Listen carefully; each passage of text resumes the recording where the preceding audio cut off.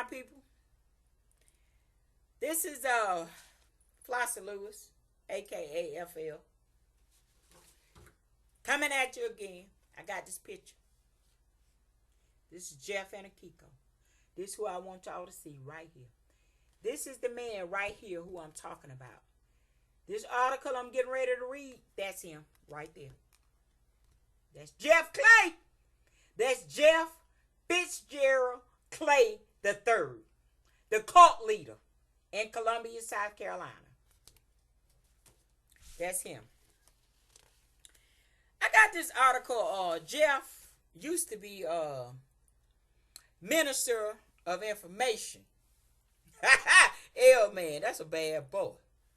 Boy, let me tell you now, he'll go get some information now, because he went and got this right here. And he shot the website to me, and I went on there, and I paid the little funds to get it on, but I ain't caring about paying the funds. I got it up off of there. I wanted it in my possession. But anyway, it's an article on old Jeff. The article was printed July 9th, 1985. It's from the Springfield State Journal Register. This is the headline. It says, Clay pleads guilty in Murphy shooting. Let me let y'all look at it now. Let me put it up there. Now that's what it says. Clay pleads guilty in Murphy shooting. It says Jeff Fitzgerald Clay, 20, pleaded guilty Monday to the attempted murder and armed robbery of mayoral aide Michael Murphy. Clay of the 400 block of East Union Street had been scheduled to go on trial today. Murphy, now 29, has suffered apparently permanent paralysis from the bullet wound he received when he was shot in the robbery attempt. The attack occurred January 7, this was 1985, at the Hardest Restaurant at Martin Luther King Drive in South Grand Avenue East. According to police reports, Clay approached Murphy's car as Murphy waited to pick up his food order in the restaurant drive-up lane. Murphy was shot after handing over his money. Now, Jeff, how in the hell you gonna go rob somebody at a damn drive-through? Come on, man. Man, that is so petty. At a drive-through, the man might have only had enough money to pay for his meal, and you gonna go rob the man at Hardest drive-through, man? At Hardest, Jeff? At Hardest drive-through? Well, I'll be. Well, anyway, going on to the second news article from the Springfield State Journal Registry. This was written August 24th, 1985. It says, Clay gets 20 years for shooting mayor's aide. This is what it says. J. Fitzgerald Clay, 20, was sentenced to 20 years in prison Friday for shooting mayoral aide Michael Murphy during an armed robbery in January, causing him to become paralyzed from the chest down. Judge Jerry Rose, in handing down the sentence, described the case as one of the saddest and stupidest he's seen as a jurist. And they got that in parentheses. Saddest and stupidest. Having no prior criminal record helped Clay, Rose said, but the serious harm done to Murphy as a result didn't. No amount of money could make Mr. Murphy whole again, Rose said. Murphy, 29, was paralyzed as a result of being shot during the armed robbery attempt at Hardest Restaurant at Martin Luther King Drive in South Grand Avenue East on January 17. Clay approached Murphy's car as Murphy waited to pick up his food order in the restaurant drive-up lane. He was shot after he handed over his wallet to Clay. Murphy told Rose how the paralysis has sadly affected his family and shortened his lifespan. I have been murdered. It's just taking longer for me to die, Murphy said. He asked that Clay receive the maximum 30-year sentence. Before he was sentenced, Clay admitted to the shooting, but claimed it was an accident. He said he pleaded guilty because the evidence was overwhelming against him. You mean the truth was. Clay told Rose he has become a religious man and a changed person since being jailed. Yeah, I bet. Everybody get that jailhouse religion when they go to jail for doing wrong. Yeah. He even claimed Murphy could stand up from his wheelchair and walk away with the power of God. I was a criminal and I made a mistake, Clay said. Following the sentencing, Murphy said he was disturbed by Clay's remarks. I don't think there is anyone who wants this more than I do. And what that means, in parentheses, is got to walk away from his wheelchair. He said he is not sure justice could ever be done in this case.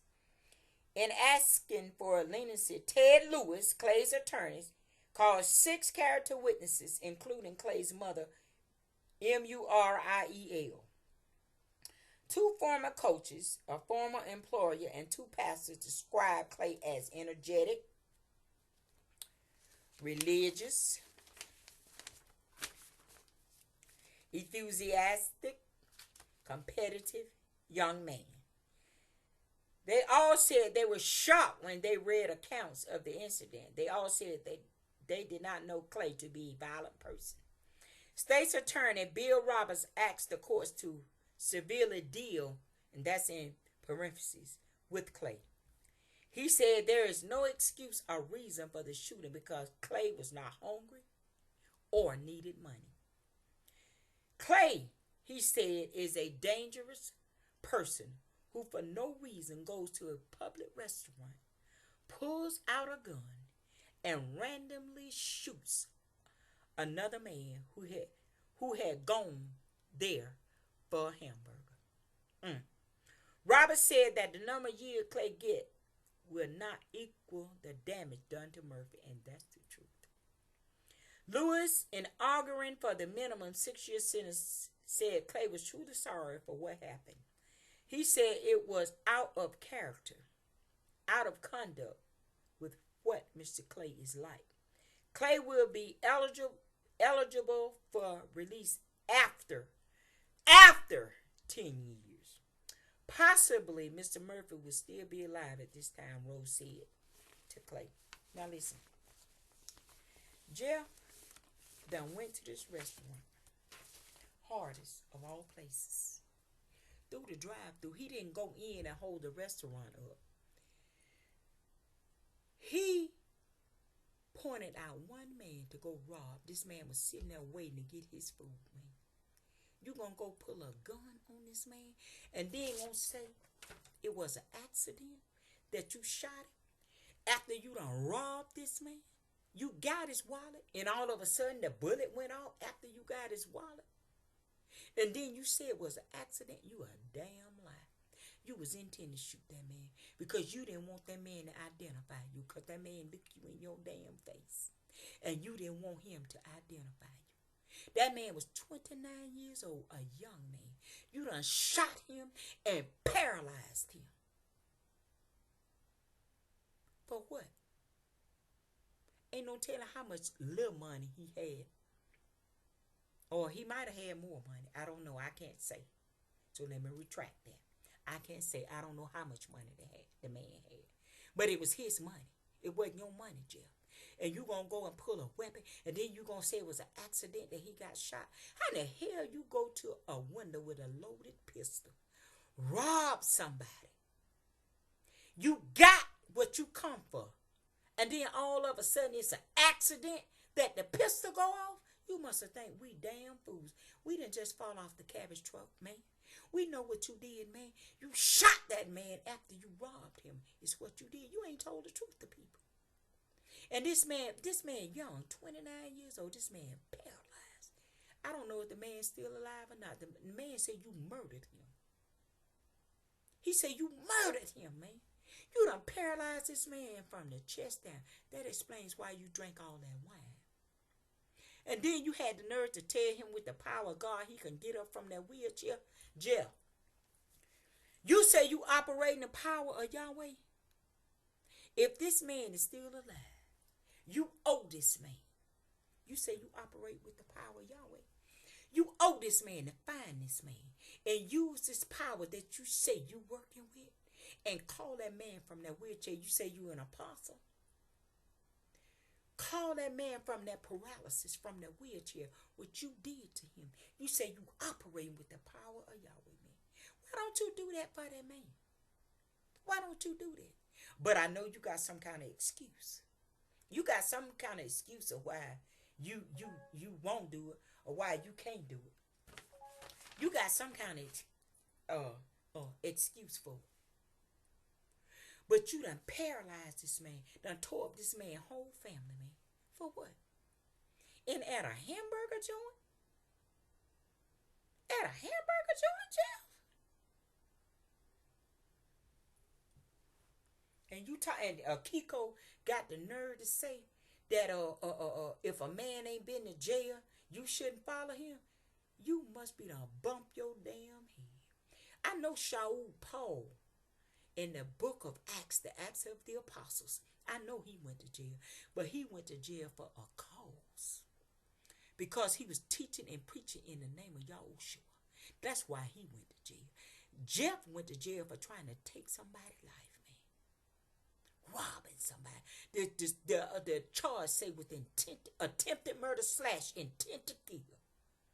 That's why he went to jail, man. For doing somebody some harm, man. And guess what? He's still doing people harm. His game ain't changed. It's just more subtle. He's still doing people harm. Man, he ain't trying to help people. He's still doing harm to people. That's why it's so easy for him to hit people. Now, I want to clear something up. Because I had got some information that was not right about Jeff. I want to clear it up. See, I'm not out here just trying to expose Jeff and put stuff out on Jeff and make Jeff look bad. I'm out here trying to tell the truth on Jeff. Because I understand that it's the truth that Yahweh honors. He don't honor anything else. He honor his word and he honored the truth. Where his word is the truth. That's all I'm out here trying to do. I ain't trying to make up stuff, and I'm not trying to lie on Jeff. And anytime that I find out that I have said something that's erroneous about Jeff, I'm going to always come back and clear it up like I did with the $10,000 that I was told that he gave, that Hermaniel gave him after Hermaniel's father died. I came back and cleared that up because I talked to the source. Well, Jeff, what you did, it was wrong. What you did, it was wrong. Well, I had said initially that you had beat a man, because I had got the information that you had beat a man almost to death. Well, I recant that because I know better now. No, you didn't beat him. But you may not didn't beat him almost to death, but you shot him. Now, let me tell you something about a loaded pistol. In order for a loaded gun to go off, it has to have a clip in it. And it has to have a bullet in the chamber in order for that weapon to go off. If you drop it, certain weapons, they'll go off. They'll automatically discharge. If one in the chamber and you drop it, it'll automatically discharge. But ain't no weapon gonna discharge by itself, dude. Come on now. You ain't gonna tell me that what you did to that guy was an accident. That wasn't no accident. You had a loaded gun and you had to have your finger on the damn trigger. You went there with intent to kill, to get what you want. You was 20 years old, dude. You try to act like you done went through all this stuff in life, man. Man, you had kids, man. You had to be 16, 17, 18 years old, somewhere down the line when you had kids. Hell, you went to jail when you was 20, man. Come on, man. And you came out 12 years later. You was only up for parole 10 years later. But from some paperwork that we got, man, we added it up, man. 12 years later, man, it's when you came out of prison, man. When you came out of prison, what you doing? You preaching lies and stuff, man. You preaching. You out there preaching. But you out of prison now. Now, what other time you had to do all this stuff that you talking about, Jeff? Man, you ain't been doing nothing but lying to people, man. Man, it's been lying to people, man. You was a liar. You was a thief. You's a murderer and you's an adulterer. It's what you are, Jeff. And it's a damn shame that you call yourself a minister of the gospel. It's a shame. But Yahweh coming for you. Holla.